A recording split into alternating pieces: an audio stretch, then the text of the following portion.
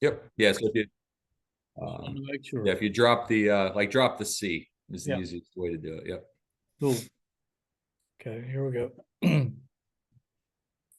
Welcome to the Jerry Ratcliffe Show. We appreciate you tuning in today on whatever podcast platform you're on and on YouTube. And it's our distinct pleasure today to welcome in Army head baseball coach Chris Tracz, um, who's led the Black Knights to their fifth straight consecutive Patriot League championship and another appearance in the NCAA tournament. He's in his first year with the Cadets, with posted a 38-16 overall record and even more impressive 21-4 in the Patriot Conference play, and 8-2 in their last 10 games. So they're coming in hot to the Charlottesville Regional with Virginia. First round matchup this Friday at noon at Disharoon Park. East Carolina and Oklahoma in the nightcap. And Chris, this is not your first rodeo. You have 353 wins under your belt at Marist, which is your alma mater, in 14 seasons. What was it like your first year at Army, and what were your challenges coming in? Sure. Yeah. No, it's been great. Obviously, being able to coach at my alma mater was huge, and to do it for so long, and to make a change. I've got three kids. It's not a far drive, but entering a military world from a civilian existence does have its challenges. But we've been really, really lucky to be here, and I spent 1 year as the pitching coach in 2009.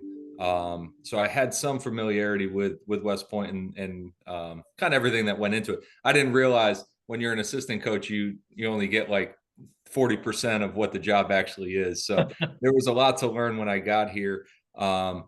But to be able to coach at an academy, to be able to coach our guys and to be a part of their lives and their mission here to not only play baseball but to get a world-class education and become an officer in the Army is pretty special. And for me, one of the hardest things about this job, I said it was one of the best jobs in the country and one of the toughest, because the expectation is to win all your games and go to the NCAA tournament. Like that's where it is, but it was also left in really good hands. So I thought there was something really, really kind of special here, and just being able to kind of glide in in some way, shape, or form, just kind of pick up where the last season left off and put our own spin on it was key. And honestly, we have great leaders. That should it's kind of an understatement here. But I say it a lot. Our shortstop, Kevin DeBrule, I coach the team and he's our leader.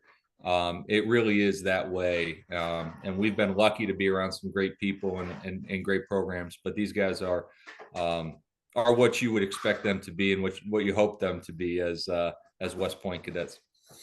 Yeah, I saw a video on your website about DeBrule and senior shortstop. He sounds like a coach's dream. I mean, just unbelievable. No, he is a unicorn. It's kind of like, these are the guys that you hope you coach, and when you do, you better enjoy it because it doesn't come around every day. I think I've had some interactions with Coach O'Connor. It's one of the things when he talks about Kyle Teal, like he's had some really great players, but guys with that type of personality, presence, energy, they don't come around all the time. But they do have an effect, and Kevin has an effect on everybody in our program, from our coaches to our players. And when your best player is your best person, and he's a great student and a great leader, you can have some really cool things happen. And he's led our charge this year. For Virginia fans unfamiliar, Kevin DeBrule is the Army leading hitter, 411 batting average. He was the Patriot League tournament MVP. He went 5 for 6, had 2 home runs and 6 RBI in the championship game. And I think our heard you, Chris, on that video say that if you had to have one guy at the plate in a clutch situation, it would be him. No, there's no doubt. He the best part for us is I joke around with him a lot. He's our 3-hole hitter, and he's about 5'10", 170 pounds, and he plays like he's 6'3", 215. He has an energy and an aura about him. And when you peel back the different layers, he's going to branch aviation. He wants to be a helicopter pilot in the Army, and he's going to be part of one of the most elite aviation units in the world. And it makes sense when you meet him. He's the reason why he's our shortstop, our leader, everything. He's the real deal. Very impressive kid from what I've seen and read. Of course, you've got a lot of guys who are pretty impressive kids, or they wouldn't be at the military academy. Tell us a little bit about your team. Yeah, no, I think it's been an interesting ride. I mean, we're kind of, I think we're unique, and not unique, but I think it's an interesting kind of play when you look at our roster of who we play. We're kind of top loaded with older guys, and then we sprinkle in some freshmen, and they've had to figure it out, and they've gotten better as the season went on. I mean, I think offensively 1 through 5, that's where the numbers stick out from a production standpoint. I think it's 5 guys with 9 home runs or more. They're all hitting over 300. They were all first team all conference or second team all conference. But our young guys have found I got dogs too. Found a way. They found a way to get better and get on base. Like when we get our lineup going and we score runs, it's, I think, when the other team kind of takes a breath as they go through the first 5, and then boom, we can hit them a little bit. And then it just, the lineup gets really, really, really long. And then on the mound, we've thrown enough strikes. I think we've been good. We lost our number 1, Tanner Gresham, to a Tommy John surgery this week. He, again, when you talk about the type of people we have, he threw 6 innings with a torn UCL against Navy. He got us off to a win in that game, and then he hasn't pitched since. But we've had to kind of piece it together a little bit. But from a numbers perspective, our guys throw strikes. They keep the ball in play, and they've done a good job. So we've kind of been pretty balanced throughout the year. It's an experienced club. These guys know, they've been there, right? They've been to regionals. They played in big games. They've had the bullseye on their back for a long time, and they play with a little bit of edge with it. I noticed that earlier in the season, you gave Arkansas, which is one of the national seeds, a really close game. So like you said, these guys are no strangers to playing big games. Yeah, no, I mean, it's, that was coming off. We were at Kansas State right before that. And then we came down and played Arkansas, and then played Wright State, another, NCAA tournament team. So, early we played Charlotte. We played South Florida Air Force, who was at the top of their league. We've played a pretty, I think, tough schedule to figure some things out. And again, like, if you're going to be here at Army, you might as well challenge yourself, right? Like, this is what it is. It's the most competitive environment in the world. So, we've played people, and like Arkansas, I think it was a great example of even kind of how you approach this regional. It was one of the few times in these guys' careers where the bullseye wasn't on their back. We were able to put it on someone else. And I think that opens up, they played free. They were excited about the opportunity. And again, they're ready to compete, and they won't back down. So it's, we were able to kind of stay in the game. They hit a couple home runs late, but again, it just validates the fact that we can play. When we play well, we can play with anybody, but we need to have the right mentality. We need to have some things go our way. We turned, I think, 3 double plays in that game, so we played defense. But that was a good experience for our guys, for sure. I'm sure you have enhanced your reputation around the academy up there since you're 5-0 against Navy. Yeah, that's a good way to start. It sets a precedent, dangerous precedent, though. I can tell you that. Yeah, I'm sure that's a pretty big deal. Is there anything about this Army team that people don't know that they should know? That's a good question. when I talk about our guys, I mean, and I can go on and on. I can do hours for you if you need it about what these guys go through. But I think one of the things that when you watch them and when you see the entire picture of them is that they've got probably the least amount of time to play baseball of anybody in Division One. We just don't have time. They have a lot of other stuff going on. They're taking 7, 8 classes, 20 to 22 credits a semester. Wow.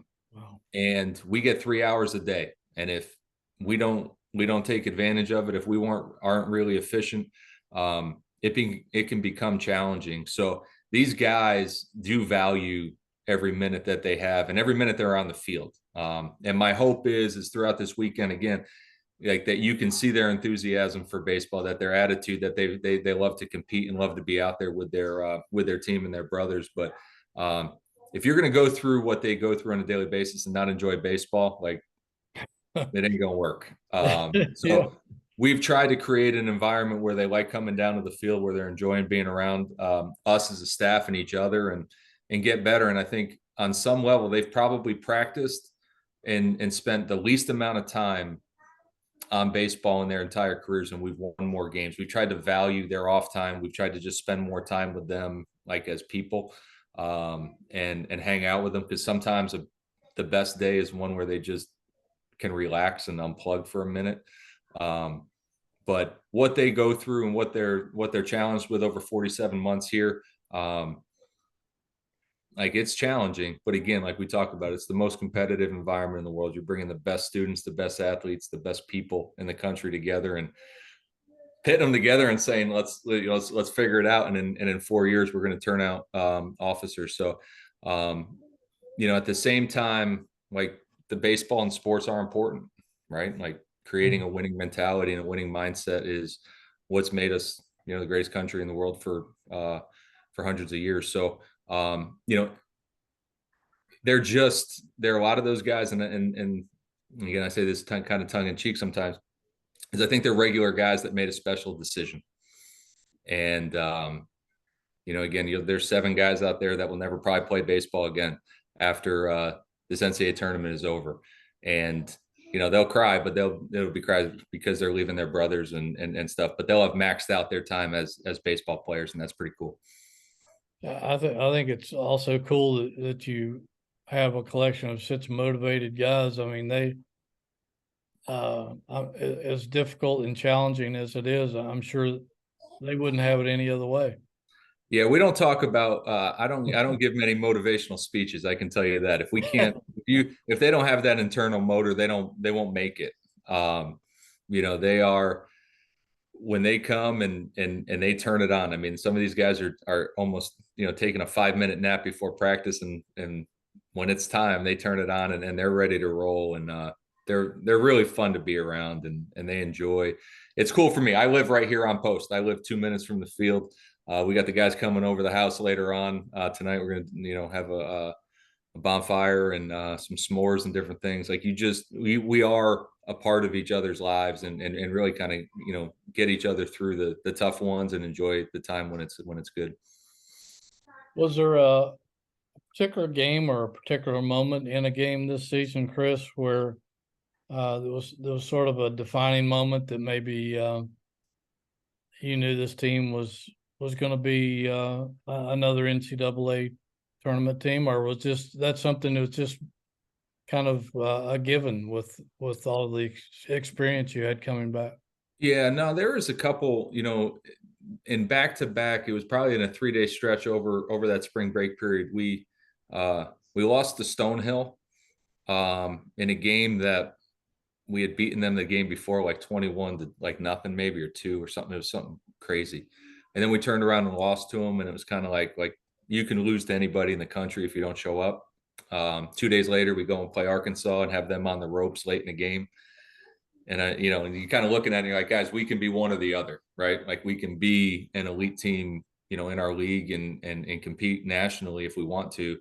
And at that point, they kind of put the pedal down. We struggled a little bit at Wright State, but then we went on a run. We won 15 straight at one point, and really were playing well. And during that streak too, it wasn't always pretty. We were down in a lot of games. In the conference tournament, we were down every game. we're down in every game. And then, we beat Bucknell, we're down 4-0 in game 2 and we won 21-6. Like Wow.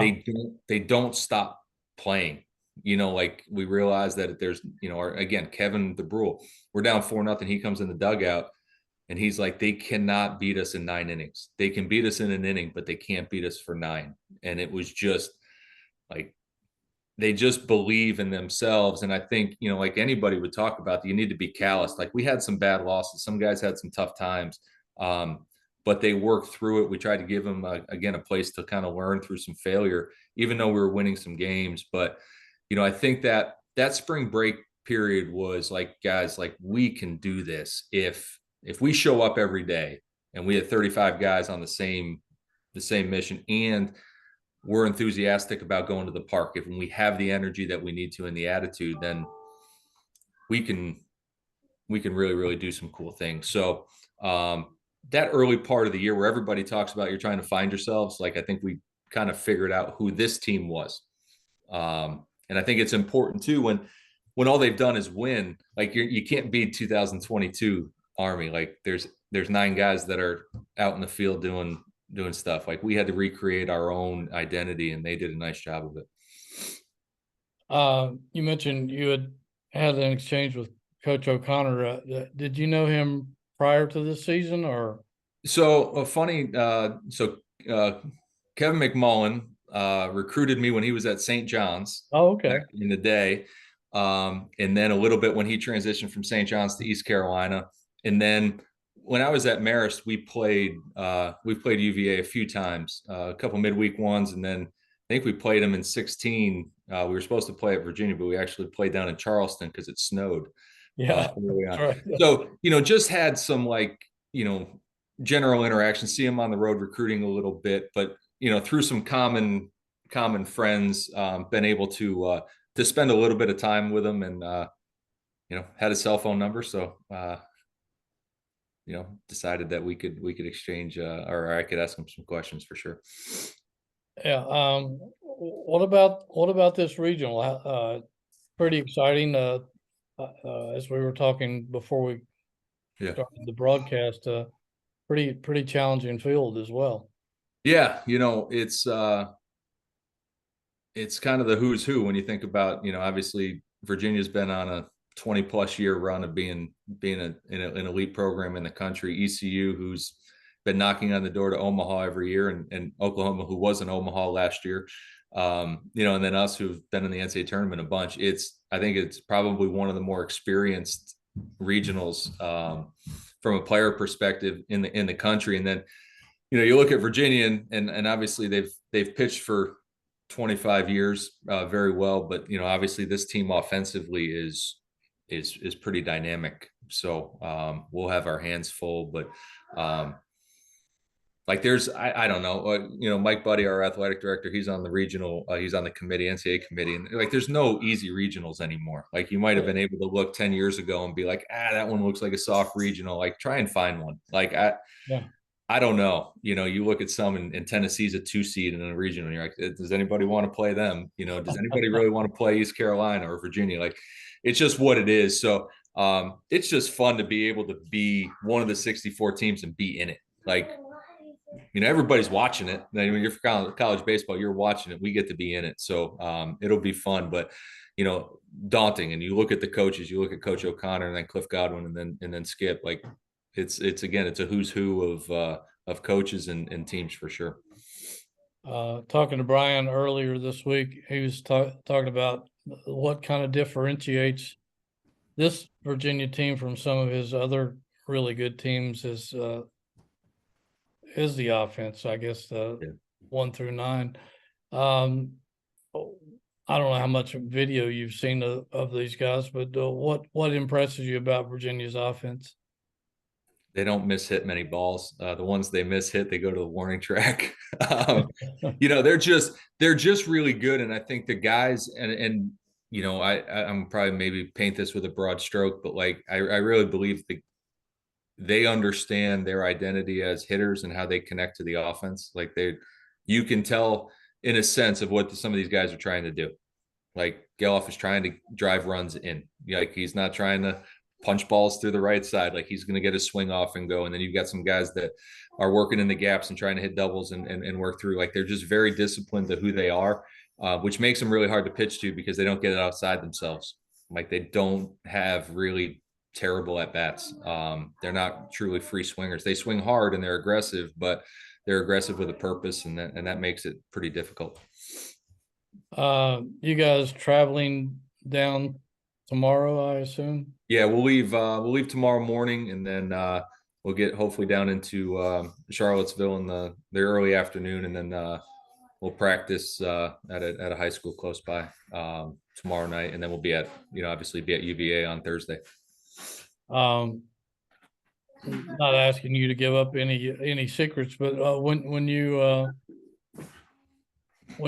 come to a regional like this, how do you go about setting up your strategy for the weekend? Yeah, I think the biggest piece for us is like our lineup's going to be our lineup. It's kind of been that way for a couple months now. The pitching part has been the one that we've got to really look at, and that's been trying to dive into. You're guaranteed 2 games, right? And you can figure out kind of matchups and stuff. The hardest part is there's not really a good matchup, again, when you look at it. So we're just trying to dive into UVA a little bit more, obviously, and then, come up with an option, pitching wise, but, it's the best part for us is kind of all hands on deck. Like we can do some things that are pretty traditional if we need to, or if we can be a little bit creative and push the risk a little bit if we want to. But we're still probably 24 hours away from having a solidified plan. Yeah, nothing wrong with that. You got plenty of time. That's for sure. Well, listen, Chris, thank you so much for taking some time out of your day and letting us know about the Cadets and what this team is all about. Should have a full house for you guys. An exciting atmosphere for the tournament. It's been Virginia hadn't hosted since 2016, so I think the fans are really fired up to watch some great tournament baseball. No, that's awesome. It's exactly what I think our guys want, and I think what they deserve. It's a neat atmosphere to play in a regional, but to do it in front of a packed house and again some teams that just play good baseball, right? Like it's no nonsense, and we're just going to go and play 9 and see what happens. And so we're excited to be in Charlottesville tomorrow and spend the weekend there. And I appreciate you having me on. Well, thank you, and travel safely, and we'll see you sometime in the next day or 2. Very good. All right. Thank you. Thank you. All righty.